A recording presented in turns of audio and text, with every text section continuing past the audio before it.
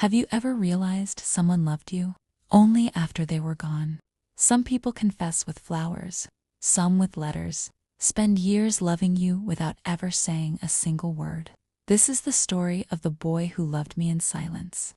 The first time I noticed Noah, he was standing in the hallway of our high school, holding a stack of books against his chest.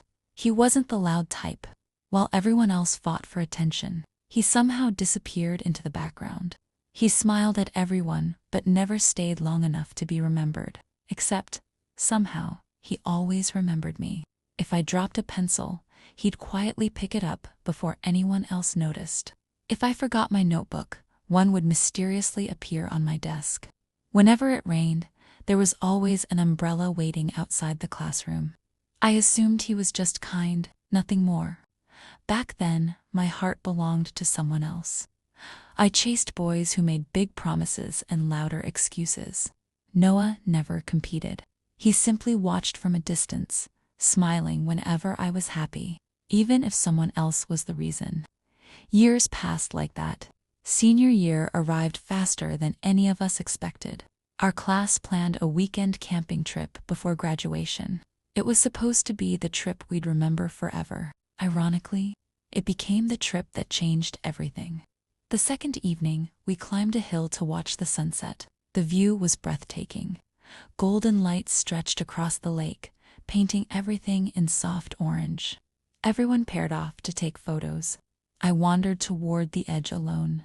I slipped. One careless step. Loose gravel. For a terrifying second, the ground disappeared beneath me.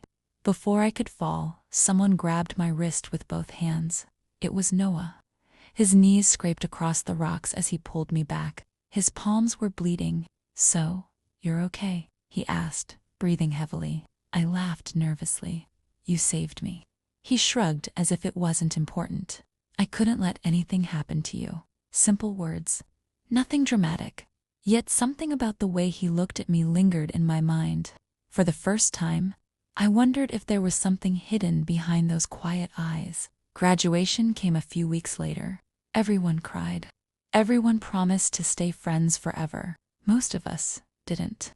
Life scattered us across different cities, different dreams, different futures. I rarely thought about Noah, not because he wasn't important, because I assumed he'd always be somewhere out there, until one rainy afternoon.com.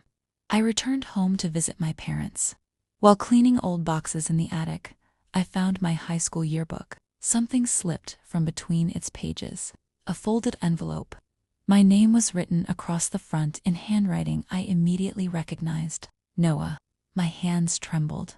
The letter had never been opened. Maybe he'd hidden it there himself. Maybe he'd been too afraid to give it to me. I unfolded the yellowing paper. It began simply. "Dear Emma, I know you'll probably never read this.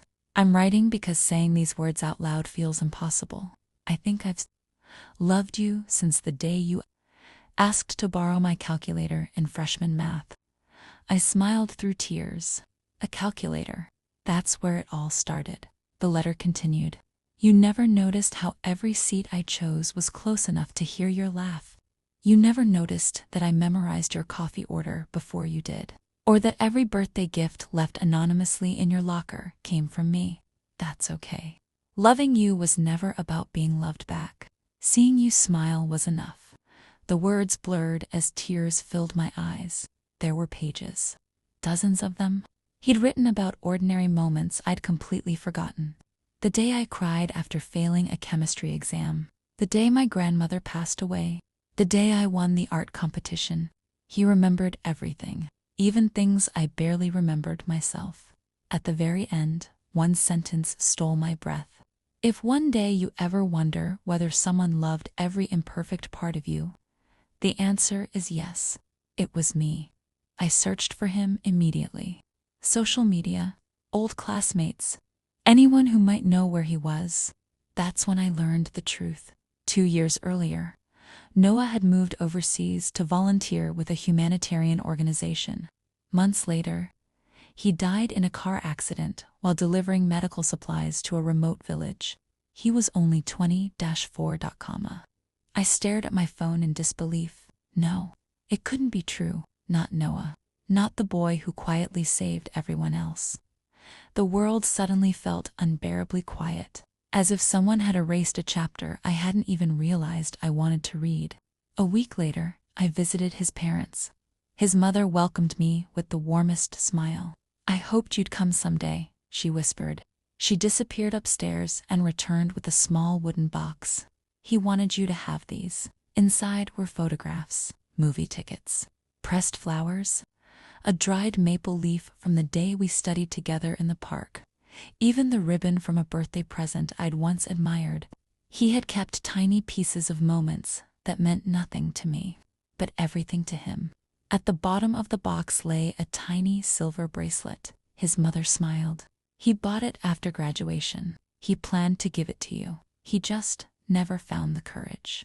I fastened it around my wrist. It fit perfectly, as if it had been waiting all those years.